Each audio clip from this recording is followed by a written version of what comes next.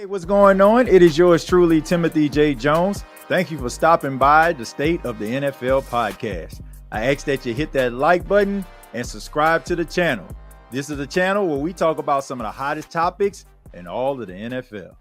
Hey, what's going on, sports fans? My name is TJ Jones, and welcome to another edition of the State of the NFL podcast. It's a podcast where we talk about some of the hottest topics in all of the National Football League. Before we get started, like always, I ask that you hit the like and subscribe button. It helps the State of the NFL podcast to grow. And special shout out to you if you have subscribed already. But let's go ahead and get into it. Not going to waste nobody's time. Let's talk a little bit about star wide receiver TerryMclaurin. Of course, TerryMclaurin for the last couple of months has been looking for a contract extension from the Washington Commanders. They still haven't reached any type of agreement. They've been far apart when it comes to the negotiations.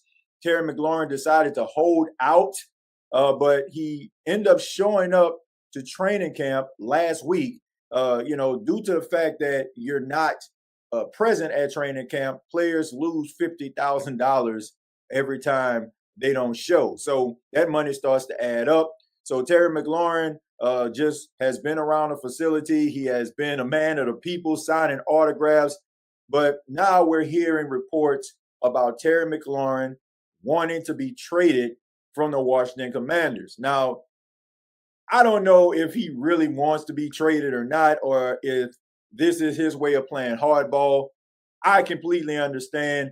I understand that, you want to make sure that you are getting paid according to how you feel your production is. And, when these teams give these players contracts, they expect for them to exceed the expectations. I think if you're a Washington Commanders fan or just a fan of the National Football League, you know that TerryMclaurin has exceeded his contract. I'm looking at his numbers right now.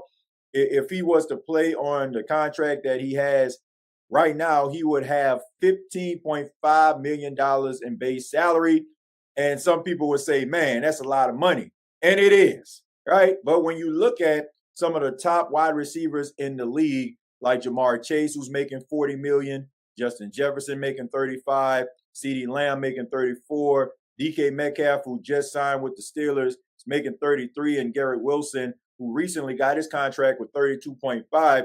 And you look at the production of TerryMclaurin throughout the years, you have to believe that he needs to be in that category. Now, I'm not going to say that he deserves Jamar Chase money, but I do feel like he deserves to be around that Garrett Wilson, CeeDee Lamb range, of the lower 30 mil. And he expects to be paid as such. Now, the Washington Commanders have come out and said that they don't want to trade TerryMclaurin.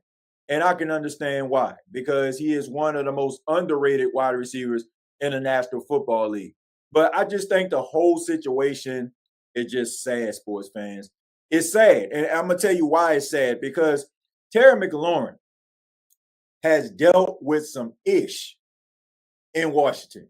And by ish, I mean bad quarterback play, revolving doors of quarterbacks, and bad seasons. I mean, I look at these quarterbacks that has thrown TerryMclaurin the ball throughout the years.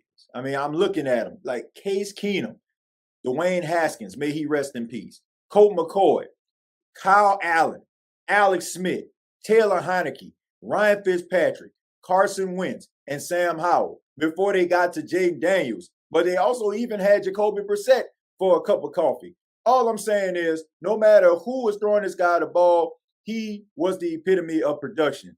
It is sad that the Washington Commanders are now one of the NFL's destination spots because of Jayden Daniels. Now all of a sudden they want to act like they're too big for their britches. Like, give me a freaking break. This guy deserves to be paid just by him just being a team player throughout these years. And even when he was discussing his contract, it wasn't like he was just throwing a team under the bus.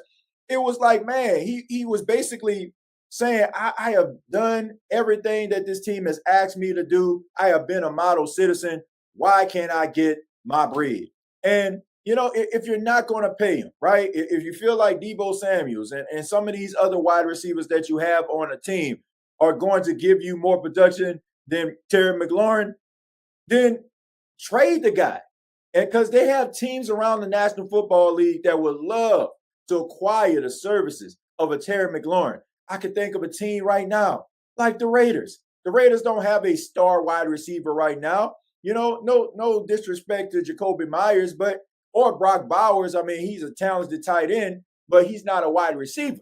They don't have that number one guy. TerryMclaurin would be that number one guy right then and there. And I'm pretty sure I can name several other teams that are looking for top wide receiver play. So I just hope that they can get this situation resolved.